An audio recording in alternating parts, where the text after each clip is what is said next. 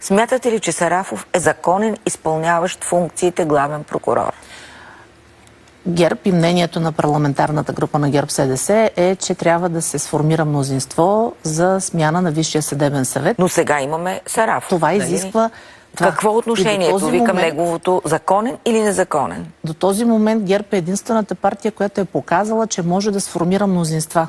Какво е отношението ви към българското правосъдие, в което някъде на тъмно, на втория, на първия етаж се селектират прокурори, европейски прокурори? Аз отново няма да вляза в детайлите на Не тези детайла, какво е отношението разговори. ви към всичко това? Ние сме единствената партия, която участва в избори, защото ние искаме да бъдем политици. Не ми казахте имате ли проблем с Сарафов, а имате ли проблем с Магнитски, след като Горанов отново повежда листи в ГЕРБ? А това означава ли, че за вас това няма никакво значение? Той не е лишен от избирателни права. Валидирането на нашето решение сме го оставили в ръцете на нашите избиратели.